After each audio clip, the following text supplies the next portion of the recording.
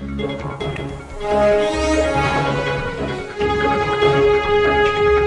कुछ इसकी मानता है, ये मतलब कैसे शुरुआत हुई?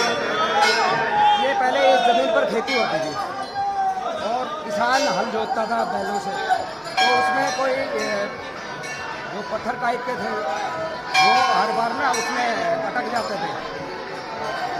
जो हल्की फाल होती है बैलों की उसमें अटक जाते थे। तो किसान ने सोचा कि हर बार ये अटक जाते हैं तो इसको खोद के इस पत्थर को हम निकाल देते हैं। तो वो सुबह खोदना उन्होंने अपने घर के बच्चों को बुला के खोदना जैसे स्टार्ट किया। जितना खोदते गए उतने वो नीचे जाते रहे और खोदते खोदते उनको शाम हो गई। अब आपने देखा होगा पहले ये इस लेवल पे थे जहाँ पे हम खड़े हैं, अब ये लगभग 15-16-17 फुट के करीब होगा नीचे में। तो शाम तक वो इतना खोद चुके थे। क्या मानता है यहाँ पे? देखो जैसा गांव का नाम है इच्छापुरी, तो यहाँ भगवान शिव एक तरह से जो भी लोग यहाँ पे आते हैं उनकी सभी प्रकार की इच्छाएं जो है वो पूर्ण होती है।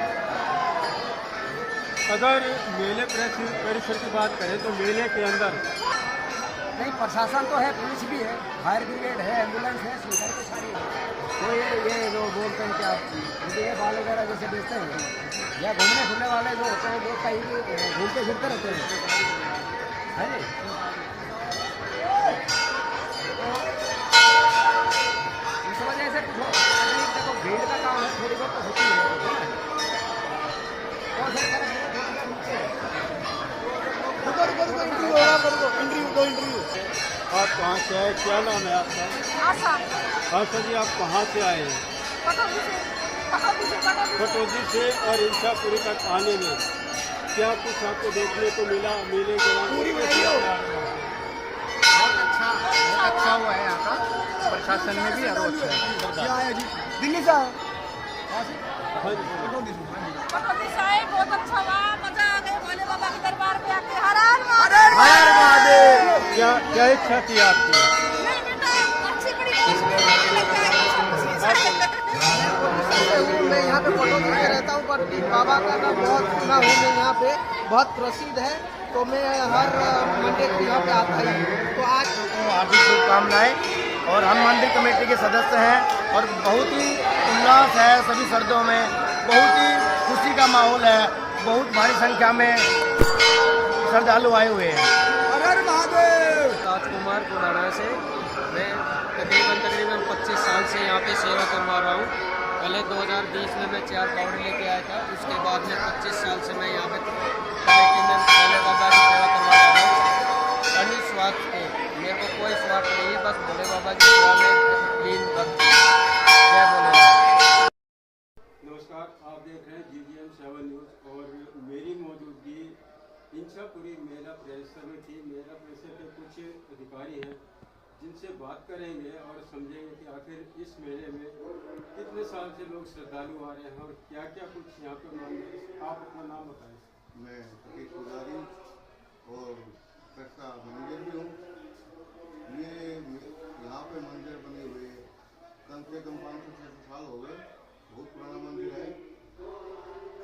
और इतिहास तो तकरीबन अखबारों में आता ही रहता है इनका, बाकी अगर कोई नए हैं तो उनको मैं बता भी देता हूँ। ये पहले ज़मीन थी, ये जंगल था पहले, तो काफ़ी दिनों तक कटाई करने के बाद जब जमींदार ने इसको उपजाऊ जमीन बनाने के लिए कोशिश की तो जो शिवलिंग जो निकले हुए वो कुछ के आगे आए थे, और जब कुछ में वो कुछ लगी उनको तो खून की धार निकली थी। तो अचंभा तो हो ही जाता है कि तो भाई पत्थर से खून की धार निकल दी है। तो उन्होंने खोदना चाहा तो जितना खुदाई कर सके उतना ही नीचे चलते गए। तो उसके बाद में पहले तो साधन इतने थे नहीं, बलद होते थे पहले, तो उनको चारों तरफ बंधवा दिया गया, तो भी खोदा गया तो भी नहीं दिखाई दिए जितने अब दिखाई दे रहे। पास के गांव में ही लक्षापुर हमारे जो पूर्वज थे बाबा रामेश्वर जी महाराज, उनको लाया गया। उन्होंने यहाँ तपस्या की और तपस्या करने के बाद में आकाशवाणी हुई थी, अब यहाँ पे भक्तों की मुराद पूरी होगी और मंदिर बना।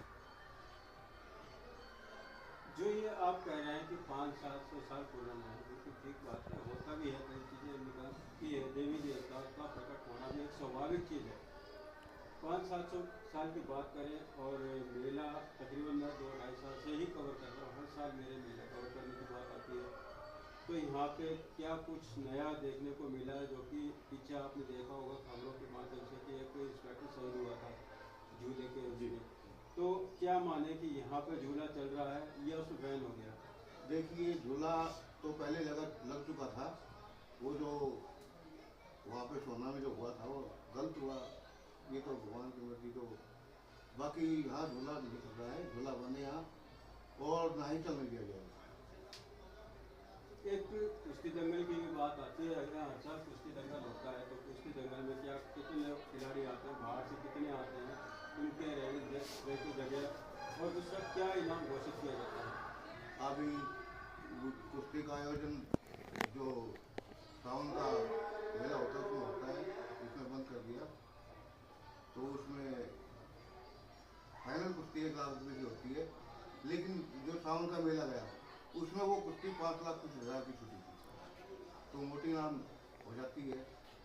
बहुत बढ़िया कुश्ती हुई। बाहर से पहलवान आते हैं, उनके रहने और खाने की व्यवस्था की जाती है। बाकी भंडार तो यहाँ आपको पता ही है, चलते ही रहते हैं। देखिए एक चीज़ और है, जब मैं इसका पूरे रेलवे स्टेशन से तो लोगों ने और रिपोर्ट किए, बोले जी हमें आने जाने में दिक्कत होती है, जबकि किसी भी तीर्थ स्थान के पर्ची का प्रावधान है, पर्चियाँ काटी जाती हैं दुकान लगाने के लिए। कई लोग बिना पर्ची के लिए लंगड़ा लग के दुकान लगा रखते हैं, तो उन लोगों के ऊपर कोई कार्रवाई नहीं की जाती? देखो जी, जो रस्ते में दुकानें लगा रखी है वो अवैध दुकान में है, उसका ना तो कोई ट्रक चार्ज लेती है और प्रशासन से भी बोला जाता है, प्रशासन भी पूरी मेहनत करता है, लेकिन क्या करते हैं जो ये छोटे दुकानदार होते हैं ना, वो यहाँ से उठाया वहाँ से लेते हैं, वहाँ से उठाया वहाँ से लेते हैं। बाकी मेले में तो पूरा रस्ता सजा जाता है। ये थे हमारे साथ मैनेजर बात करने के लिए, उनका धन्यवाद, शुक्रिया और देखते रहिए GGM 7 न्यूज़ दुनियाभर।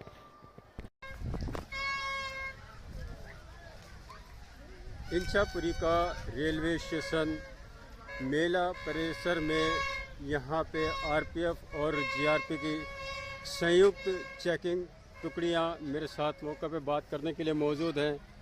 इनसे ही बात करेंगे आखिर यहाँ पे कितने मुलाजिमों की ड्यूटी है, रेलवे ट्रैक को किस तरह से रोका जाएगा, यात्रियों के आने जाने के लिए क्या दिशा निर्देश दिए गए। मेरे साथ देखिए एक बाबा और है जो रेलवे ट्रैक को क्रॉस करने की कोशिश कर रहा है। नमस्कार, आप देख रहे हैं GGM 7 न्यूज़। मेरे साथ में RPF के इंस्पेक्टर हैं महेंद्र साहब। इंछापुरी रेलवे स्टेशन के ऊपर आपकी ड्यूटी लगी हुई है, क्या दिशा निर्देश दिए हैं यात्रियों के?